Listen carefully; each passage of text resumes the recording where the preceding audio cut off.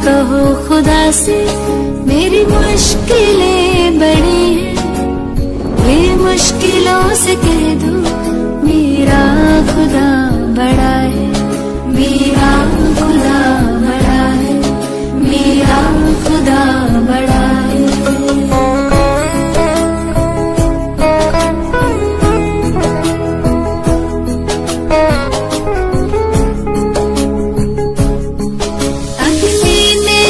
के सोना है और भी निखरता, अग्नि में तप के सोना है और भी निखरता, दुर्गम को पार करके हिमालय कोई चढ़ाए, लाएगी रंग मेहनत आखिर तुम्हारी एक दिन, लाएगी रंग मेहनत आखिर तुम्हारी एक दिन, होगा विशाल तिरुवन वो बीज जो पड़ा है। ये मत कहो खुदा से मेरी मुश्किलें बड़ी हैं, ये मुश्किलों से कह दो मेरा खुदा बड़ा है, मेरा खुदा बड़ा है, मेरा खुदा बड़ा है।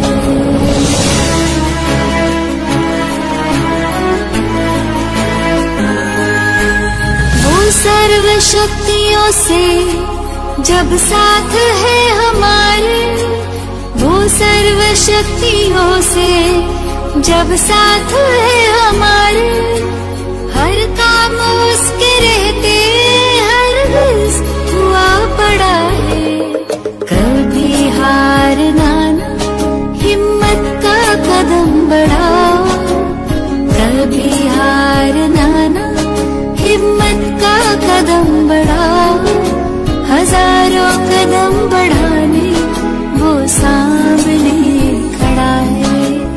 ये मत कहो खुदा से मेरी मुश्किलें बड़ी हैं, ये मुश्किलों से कह दो मेरा खुदा बड़ा है, ये मुश्किलों से कह दो मेरा खुदा बड़ा है, मेरा खुदा बड़ा है, मेरा खुदा बड़ा है, मेरा खुदा बड़ा है।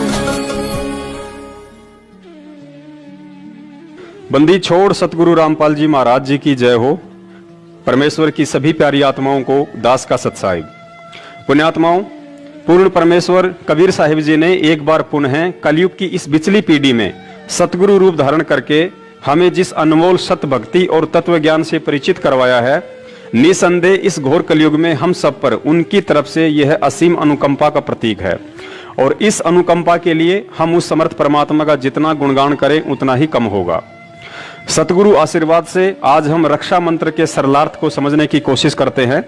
हालांकि दास ना ही तो इस लायक है और ना ही अधिकारी है कि आदरणीय गरीबदास जी महाराज द्वारा रचित किसी भी वाणी या शब्द का सरलार्थ कर सके, लेकिन परम पूज्य सतगुरु रामपाल जी महाराज द्वारा अनुवादित रक्षा मंत्र को उन्हीं के आशीर्वाद से और अधिक सरल तरीके से समझने और समझाने का तुच्छ प्रयास करने जा रहा हूं, जो कि सतगुरु देव जी द्वारा प्रत्येक भगत को साध संगति के अंतर्गत प्रदान किया गया एक अधिकार है।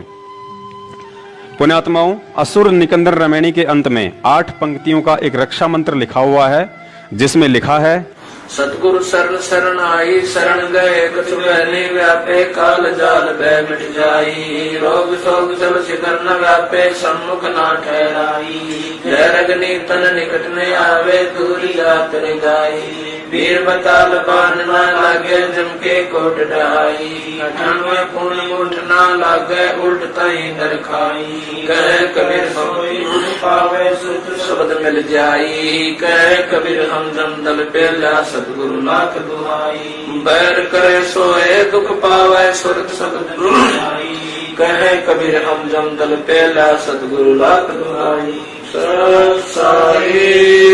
पुण्यात्माओं, रक्षा मंत्र वाली ये 8 पंक्तियां उस वास्तविक रक्षा मंत्र की महिमा का गुणगान है जो एक भगत की पल पल रक्षा करता है। कहने का मतलब ये है कि मुसीबत या संकट के समय भगत की रक्षा ये 8 पंक्तियां पढ़ने या बोलने से नहीं होगी, बल्कि उस वास्तविक रक्षा मंत्र के जाप और भक्ति क्रियाओं को सुचारू रूप से करते रहने से होगी, जिसके विषय में ये 8 पंक्तियां केवल जानकारी दे रही हैं। इस बात को और अधिक गहराई से समझने के लिए हमें नित्य नियम का सहारा लेना पड़ेगा। जिस प्रकार हम सुबह का नित्य नियम करते हैं और नित्य नियम करते समय सबसे पहले मंगलाचरण पढ़ते हैं, फिर उसके तुरंत बाद मंत्र लिखा हुआ आता है, जिसमें परम पूज्य सतगुरुदेव जी हमें पढ़ाते हैं। मंत्र अनाहत मंत्र, शुभ सलाहत मंत्र, अजोख मंत्र, बेसुन मंत्र, निर्वाण मंत्र थीर है। आदि मंत्र, युगादि मंत्र, भंगी मंत्र, सदा सत्संगी मंत्र, लौलीन मंत्र गैर गंभीर है। सोहम सुभान मंत्र, अगम अनुराग मंत्र, निर्भय अडोल मंत्र, निर्गुण निर्बंध मंत्र, निश्चल मंत्र नहीं गैबी गुलजार मंत्र, निर्भय निर्धार मंत्र, सुमृत सुकृत मंत्र, अगमी अबंज मंत्र, अगली मंत्र पदलम फराक मंत्र, बिंद स्नाम लाभ मंत्र, जलमल जहूर मंत्र, सर्वम भरपूर मंत्र, सैलान मंत्र, निरंकार गर्क मंत्र, तेज पुंज भरक मंत्र, अदली अबंध मंत्र, अजपा निसंद मंत्र, अवगत नाद मंत्र, दिल में दीदार वाणी विनोद मंत्र, आनंद सोद मंत्र, खुर्सी करार मंत्र, अनभय उचार मंत्र, उर्वल मंत्र, फजल साहिब सतराम मंत्र, सायनी काम मंत्र, पारक प्रकाश मंत्र, हीरंबर उल्लास मंत्र, मोले मलार मंत्र, परक बीज साहिब सतराम मंत्र, सायनी काम मंत्र, पारक प्रकाश मंत्र, हीरंबर उल्लास मंत्र, मोले मलार मंत्र, परक बीज। पुण्यात्माओं, अब कोई अनजान व्यक्ति नित्य नियम को पढ़कर कहे कि ये इतने सारे मंत्र वही हैं जो संत रामपाल जी महाराज अपने भक्तों को जाप करने के लिए देते हैं, लेकिन वास्तविकता तो आप और हम ही जान सकते हैं कि ये वो अनमोल मंत्र नहीं हैं जो पूज्य गुरुदेव हमें प्रदान करते हैं, बल्कि यहाँ नित्य नियम वाले ये मंत्र तो उन वास्तविक सत भक्ति मंत्रों की महिमा और महत्वता का कलम तोड़ बखान कर रहे हैं जो हमें गुरुजी नाम दीक्षा के समय देते हैं। यहाँ सिर्फ आदरणीय गरीबदास जी महाराज जी ने हम तुच्छ बुद्धि जीवों को समझाने की कोशिश की है कि हे पुण्यात्माओं, तुम्हें सतगुरुदेव द्वारा जो प्रथम मंत्र और सतनाम दिया जाता है, तुम इन मंत्रों को ऐसे ही मत जानना। ये वो अनमोल मंत्र हैं जो युगों युगांतर बाद कुछ ही सौभाग्यशाली आत्माओं को प्राप्त होते हैं। और फिर हमें ये विश्वास दिलाने के लिए कि यह सप्त गायत्री मंत्र और सतनाम कितना अनमोल है, कुछ इस तरह बताया। अनाहद मंत्र अर्थात नाम दीक्षा के वक्त सतगुरु हमें जो मंत्र देते हैं उसकी कोई अनाहद यानी सीमा नहीं है, चाहे कितना ही जाप क्यों ना करो। सुख सलाहद मंत्र अर्थात यह अनमोल मंत्र सदैव सुख प्रदान करने वाला है। अजोख मंत्र अर्थात यह अनमोल मंत्र इस सृष्टि में अद्वितीय है, इसके समान दूसरा अन्य कोई मंत्र नहीं है जो शरीर कमलों में विराजमान पांचों प्रधान देवताओं ब्रह्मा विष्णु महेश गणेश और दुर्गा जी का ऋण उतारने में सक्षम हो। बेसुन मंत्र अर्थात जिस मंत्र को आपने आज से पहले कभी किसी से नहीं सुना हो, यह बिल्कुल नूतन यानी नया मंत्र है। इसे केवल स्वयं परमेश्वर कबीर साहिब ही सतगुरु रूप में आकर विशेष आत्माओं को सुनाते हैं, इसलिए इसे बेसुन मंत्र भी कहा जाता है। निर्वाण मंत्र थीर है अर्थात इस मंत्र के जाप से थीर यानी स्थायी और निर्वाण यानी मोक्ष प्राप्त हो जाता है। आदि मंत्र युगादि मंत्र, इस मंत्र को आदि मंत्र इसलिए कहा जाता है क्योंकि यह मंत्र सृष्टि की आदि यानी शुरुआत से ही प्रचलित है। और युगादि मंत्र इसलिए कहा जाता है क्योंकि प्रत्येक युग की आदि यानी शुरुआत में परमेश्वर कबीर साहिब जी सतगुरु रूप में आकर अपनी आत्माओं को यह मंत्र प्रदान करते हैं। अचल अभंगी मंत्र अर्थात यह मंत्र अचल है, स्थायी है, इसमें कभी भी परिवर्तन नहीं होता है। और अभंगी इसलिए है क्योंकि यह कभी भी भंग यानी खंड नहीं होता है। सोहम सुभान मंत्र अर्थात आदरणीय गरीबदास जी महाराज जी ने बताया कि यह सोहम नाम का मंत्र विशेष कल्याणकारी मंत्र है। अगम अनुराग मंत्र अर्थात इस कल्याणकारी सोहम से आगे का जो सारनाम है वह अगम अनुरागी यानी अक्षर पुरुष से आगे पूर्ण परमात्मा में विशेष प्यार जगाने वाला मंत्र है। निर्भय अडोल मंत्र अर्थात यह मंत्र जीव को निर्भय बनाता है तथा अडोल यानी कि जीव को भक्ति मार्ग से डगमग नहीं होने देता है। इस वास्तविक भक्ति मंत्र की प्राप्ति के पश्चात जीव को अनेकों चमत्कार होते हैं, जिस कारण साधक दृढ़ रहता है। निर्गुण निर्बंध मंत्र निश्चल मंत्र नेक है। निर्गुण अर्थात दिखने में व्यक्ति को लगता है जैसे यह कोई नकली मंत्र है, लेकिन यह तो निर्बंध अर्थात काल का बंधन समाप्त करने वाला और सत्य लोक में निश्चल यानी कि स्थायित्व प्रदान करने वाला नेक अर्थात शुभ मंत्र है। गैबी गुलजार मंत्र अर्थात सत भक्ति का यह गैबी गुलजार यानी कि गुप्त मंत्र है, जो विशेष आत्माओं को स्वयं परमेश्वर ही आकर बताते हैं। निर्भय निराधार मंत्र, निराधार अर्थात जिस साधक का सब कुछ लूट चुका हो, जिसका कोई आधार यानी सहारा ना बचा हो, उस साधक को यह मंत्र हिम्मत, हौसला और लाभ देकर निर्भय बनाता है। सुमृत सुकृत मंत्र अर्थात जो इस नाम का सुमरन करते हैं उनके सभी कार्य सिद्ध होते हैं। अग्नि अबंध मंत्र अर्थात जो इस मंत्र का जाप करते हैं वे अग्नि अर्थात गम रहित होकर मुक्त हो जाते हैं। अदली मंत्र अलेख है। अदली अर्थात यह न्यायकारी मंत्र है जो पूर्ण परमेश्वर द्वारा न्याय करके अर्थात दूध और पानी को छानकर यानी निर्णय करके दिया गया मंत्र है। और अलेख का मतलब है कि यह मंत्र चारों वेदों में ना होकर केवल परमेश्वर के तत्व ज्ञान में ही है। अतः प्रचलित चारों वेदों में कहीं भी इसका लेख ना होने के कारण इसे अलेख मंत्र भी कहा गया है। फजलम फराक मंत्र अर्थात पूर्ण परमात्मा कबीर साहिब जी द्वारा दिया गया यह मंत्र साधक को परमात्मा के फजल अर्थात रहम के काबिल बनाता है। और फराक यानी कि इस मंत्र के जाप से साधक का परमात्मा से अटूट प्रेम हो जाता है। बिन रसना गुणलाप मंत्र अर्थात इस सतनाम मंत्र का बिना जिव्या हिलाए जाप करना होता है। अर्थात यह मंत्र श्वास श्वास के माध्यम से साधक को परमात्मा के गुणों की याद दिलाता है। झिलमिल जहूर मंत्र अर्थात यह मंत्र साधक को परमात्मा का वह झिलमिल करता हुआ प्रकाशमय लोक प्राप्त करवाता है, जिसमें झिलमिल झिलमिल रोशनी का जहूर अर्थात नजारा है। सर्वंग भरपूर मंत्र अर्थात यह मंत्र उस सर्वंग परमात्मा की याद दिलाता है जिसकी शक्ति सृष्टि के कण कण में व्याप्त है। सैलान मंत्र सार है अर्थात जो साधना परमेश्वर कबीर साहिब जी ने बताई है उस साधना के मंत्र सर्व सुखदायक व वास्तविक हैं। ररंकार गरक मंत्र अर्थात कबीर परमेश्वर जी के भक्ति मंत्रों का जाप ररंकार गरक भाव यानी कि विशेष कसक के साथ जाप करने से विशेष लाभ होता है और मंत्र सिद्धि शीघ्र प्राप्त होती है। तेज पुंज परख मंत्र अर्थात इन मंत्रों का जाप परमात्मा को पहचानने के लिए करें, क्योंकि प्रकाश ज्योति निरंजन का भी है, प्रकाश अक्षर पुरुष का भी है और प्रकाश पूर्ण परमेश्वर कबीर साहिब जी का भी है। लेकिन जो मंत्र कबीर परमात्मा ने हमें दिया है उसके जाप से अन्य प्रभुओं का प्रकाश अर्थात उनकी समर्थता फीकी नजर आने लगेगी। इससे पहचान होती है कि कहीं हम गलती से काल को भगवान मानकर उसके जाल में तो नहीं फंस रहे हैं। अदली अबंध मंत्र अजप्पा निसंद मंत्र अर्थात यह न्यायकारी मंत्र सभी बंधनों से छुड़वाने वाला है। इस सतनाम मंत्र का जाप श्वास श्वास से होता है। अविगत अनाहद मंत्र आनंद असोद मंत्र अर्थात एक मंत्र यह भी है कि भगत सबको प्यार से बोले, मधुर वचन कहे, इसमें स्वयं को भी सुख व आनंद का अनुभव होता है तथा दूसरे भी खुश रहते हैं। खुर्सी करार मंत्र अर्थात यह मंत्र मां के गर्भ में परमात्मा से किया गया सच्चा वादा याद दिलाने वाला है। अनभय उच्चार मंत्र अर्थात कबीर परमेश्वर जी ने जो प्रथम मंत्र सतनाम व सारनाम दिया है उसका निर्भय होकर जाप करो, यह कोई धोखे वाला मंत्र नहीं है। उज्जवल मंत्र अलेख है अर्थात यह मंत्र आपके जीवन को अंधकार से उजाले में ले जाने वाला उज्जवल मंत्र है। यह अनमोल मंत्र सूक्ष्म वेद अर्थात सचिदा घन ब्रह्म की वाणी के अतिरिक्त विश्व के प्रचलित अन्य ग्रंथों में लिपिबद्ध न होने के कारण अलेख है। साहिब सतराम मंत्र साही निकाम मंत्र अर्थात यह सतमंत्र अविनाशी परमात्मा का है जो निकाम अर्थात निस्वार्थ भाव से हमारे लिए यहाँ आते हैं।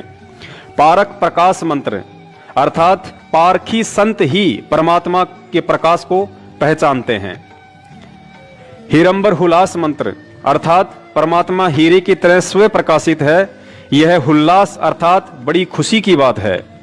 मोले मलार मंत्र पलक बीच खलक है अर्थात उस परमात्मा की भक्ति से जैसे सावन के महीने में विशेष प्रक्रिया खुशी की होती है और मलार गान गाते हैं, तथा उस परमात्मा ने सर्व संसार को पलक झपकने जितने समय में उत्पन्न किया, फिर विधान बनाकर छोड़ दिया। कर्मानुसार नर मादा से उत्पत्ति होती है और निर्धारित समय पर मृत्यु हो जाती है। इसलिए जन्म मरण तथा बुढ़ापे के कष्ट से मुक्ति के लिए उस परमात्मा के मंत्रों का जाप करना चाहिए। तो पुण्यात्माओं, अब आप जी को भली बाती समझ में आ गया होगा कि जिस तरह नित्य नियम में मंगलाचरण के बाद उपरोक्त लिखे हुए मंत्र वास्तविक भक्ति साधना के मंत्र ना होकर सतगुरु देव जी द्वारा नाम दीक्षा के समय दिए जाने वाले मंत्रों की यथार्थ जानकारी और उनकी महिमा का गुणगान है, ठीक उसी तरह असुर निकंदन रमणी के अंत में लिखी रक्षा मंत्र वाली ये 8 पंक्तियां भी मुसीबत के समय में जाप करने का कोई मंत्र नहीं, बल्कि गुरुजी द्वारा बताया गया रक्षा कवच अर्थात प्रथम मंत्र सतनाम, सारनाम, 5 यज्ञ और 3 समय की आरती की तरफ एक इशारा है कि सच्चे सतगुरु से नाम प्राप्त होने के बाद यदि हम मर्यादित होकर भक्ति करेंगे तो वह परमात्मा हर संकट से भगत की रक्षा करता है, जैसे कि इस रक्षा मंत्र में लिखा हुआ है। सतगुरु शरण शरणाई, शरण गए कछु भय नहीं व्यापे, काल जाल भय मिट जाही। अर्थात सच्चे सतगुरु जो कि स्वयं पूर्ण परमेश्वर कबीर साहेब जी ही होते हैं, उनकी शरण में आने के बाद भगत को किसी भी तरह का भय अपने दिलो दिमाग से निकाल देना चाहिए, क्योंकि मर्यादित भक्ति साधना करने वाले भगत को सतगुरु देव अपने आशीर्वाद का कवच पहना देते हैं, जिसे काल भगवान के द्वारा भेद पाना मुश्किल ही नहीं बल्कि नामुमकिन होता है। पुण्यात्माओं, हमें यहाँ इस बात को गहनता से समझना पड़ेगा कि सतगुरु की शरण में रहने का मतलब क्या है। हम रोज सुबह सुबह नित्य नियम में पढ़ते हैं कि ताते सतगुरु शरणा लीजे, कपट भाव जिन दूर करीजे। अर्थात सतगुरु से नाम उपदेश लेने के बावजूद भी ऐसे व्यक्ति को उनकी शरण में नहीं कहा जा सकता है जो तत्व ज्ञान समझने के बाद भी राग, द्वेष, ईर्ष्या, छल, कपट, चोरी, जारी, निंदा, चुगली और अहंकार का बोझ अपने कंधों पर लादे फिरता है।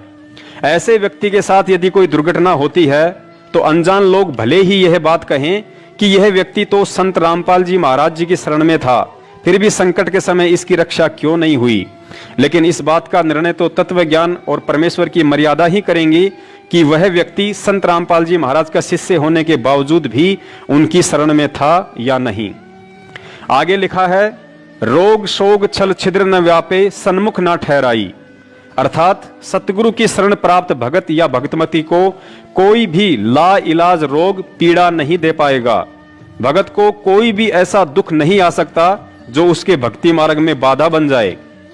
हालांकि यहाँ पर पवित्र गीता जी के अध्याय नंबर 18 के श्लोक नंबर 38 को भी नहीं भूलना चाहिए, जिसमें परमात्मा का विधान है कि भगत का शुरुआती जीवन दुखमय होता है और अंत सुखमय, लेकिन वे कष्ट शारीरिक नहीं बल्कि सामाजिक होंगे और उन कष्टों का सामना करते वक्त भगत में उल्टी दृढ़ता और भगवान पर अधिक विश्वास पैदा होता है।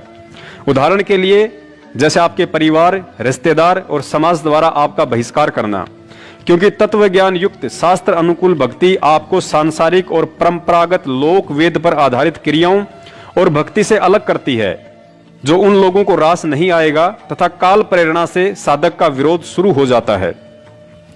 लेकिन उस समय हमें सतगुरु देव जी के उन वचनों को याद रखना चाहिए जो वचन उन्होंने मुसलमान धर्म के पैगंबर हजरत मोहम्मद साहब को कहे थे कि हे मोहम्मद, मैंने आपको जो भक्ति साधना बताई है वो समाज में प्रचलित लोक वेद वाली साधना से विपरीत है, जिसके चलते लोग आपका विरोध करेंगे, लेकिन आप हिम्मत न हारना और जिहाद से उनका सामना करना। अर्थात जिहाद से मतलब है कि मैंने आपको जो तत्व ज्ञान दिया है उसको आधार बनाकर उनका सामना करना, उन्हें प्रेम पूर्वक समझाने की कोशिश करना। भले आप पर कितने ही कष्ट क्यों ना आए, आप दृढ़ रहना और मुझे अपने पास ही समझना। अतः पुण्यात्माओं, सत भक्ति में भगत पर संकट और दुख अवश्य आते हैं, लेकिन ऊपर आप जी ने समझ लिया होगा कि ऐसी कोई भी तकलीफ परमात्मा नहीं आने देते हैं जिसके चलते भगत का भक्ति से मनोबल टूट जाए। आगे लिखा है, जहर अग्नि तन निकट न आवे, दूरी जात रंगाई। अर्थात सतगुरु के सच्चे भगत को चाहे कोई लाख कोशिश करे, उस पर जहर और अग्नि जैसे काल के शस्त्र भी प्रहार नहीं कर सकते। और यदि प्रहार कर भी दिया तो सतगुरु के आशीर्वाद रूपी कवच में कैद भगत का बाल भी बाका नहीं हो सकता। उदाहरण के तौर पर त्रेता युग में भगत प्रहलाद जी अपने इष्ट भगवान विष्णु जी की भक्ति पर दृढ़ थे, जिस कारण उन्हें होलिका द्वारा अग्नि में जलाने की कोशिश भी की, लेकिन अग्नि उनके तन को छू भी नहीं पाई। सतगुरु ने दूसरा उदाहरण मीराबाई का दिया। मीराबाई भी अपने इष्ट श्री कृष्ण जी की भक्ति पर दृढ़ थी। इस बात से रुष्ट होकर जब उसके देवर ने हाथ में तलवार लेकर मीराबाई को जहर पीने के लिए बाध्य किया तो मीराबाई अपने प्रभु का नाम लेकर विष का प्याला पी गई और बाल भी बाका नहीं हुआ। पुण्यात्माओं, यहाँ एक बात हम भक्तों के लिए विशेष ध्यान देने योग्य है। जिस समय प्रहलाद भगत की अग्नि से और मीराबाई की जहर पीने से रक्षा हुई, उस समय वे दोनों आत्माएं ना ही तो किसी सतगुरु की शरण में थी और ना ही परमात्मा से सतनाम प्राप्त था, लेकिन इसके बावजूद भी उनके प्रारब्ध के भक्ति कर्म आधार पर और अपने इष्ट देव पर अटूट विश्वास के चलते पूर्ण परमेश्वर कबीर साहिब जी ने उन आत्माओं की रक्षा की, ना कि भगवान विष्णु या श्री कृष्ण जी ने की थी। फिर आप और हम तो सीधे तौर पर आज पूर्ण परमेश्वर की शरण में हैं। ये बात अलग है कि आज वह परमात्मा सतगुरु रामपाल जी महाराज जी के रूप में हमारे साथ है और उनका वास्तविक सतनाम भी हमें प्राप्त है। ऐसे में यदि हम उनकी शरण में हैं, अर्थात उनके द्वारा बख्शीश सत भक्ति को मर्यादा में रहकर कर रहे हैं, तो निश्चित तौर पर जहर और अग्नि जैसे काल के शस्त्र भी भगत को हानि नहीं पहुंचा सकते। और इसी विश्वास के आधार पर दास ने 16 मार्च 2020 को कोरोना वायरस को लेकर जो वीडियो बनाया था और मोदी जी से अपील की थी कि अगर मुझे 1000 कोरोना वायरस से संक्रमित लोगों के बीच भी रखा जाए तो वह परमात्मा कोरोना से मुझे किसी भी तरह की हानि नहीं होने देगा, क्योंकि कोरोना संक्रमण एक रोग है जिसके विषय में रक्षा मंत्र में स्पष्ट लिखा गया है कि रोग शोग छल छिद्र न व्यापे सन्मुख न ठहराई। रक्षा मंत्र में आगे लिखा है, वीर बेताल बाण ना लागे यम के कोट डहाई, 98 पुण्य मूठ ना लागे उल्ट ताही दरखाई।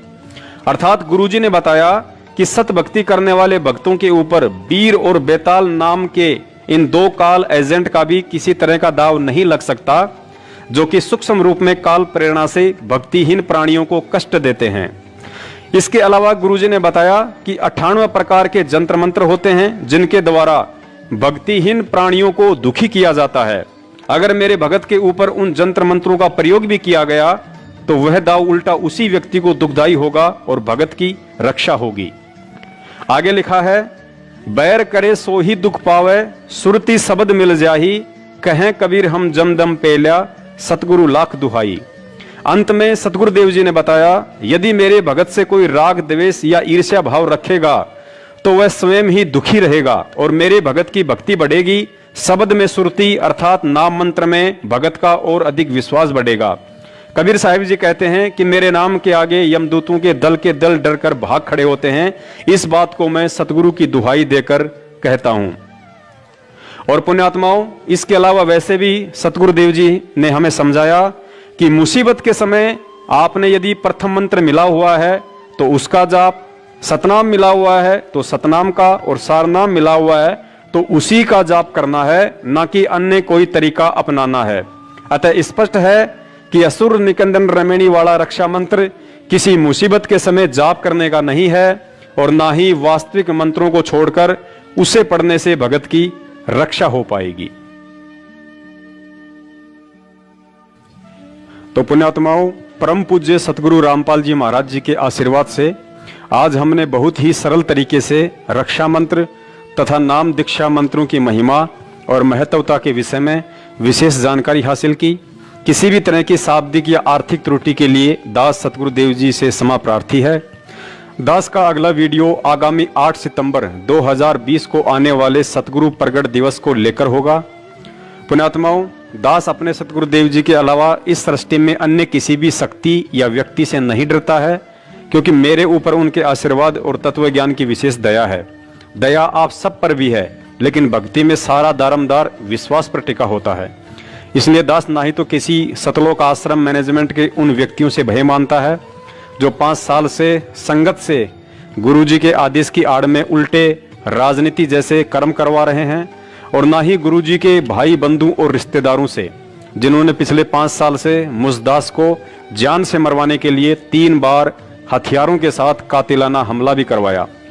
लेकिन दास को ना ही तो मौत का भय है और ना ही जीने की खुशी, और यही वजह है कि सतगुरु को अपना शीश सौंप देने के कारण ही वे पल पल दास के साथ साईं की तरह रहते हैं।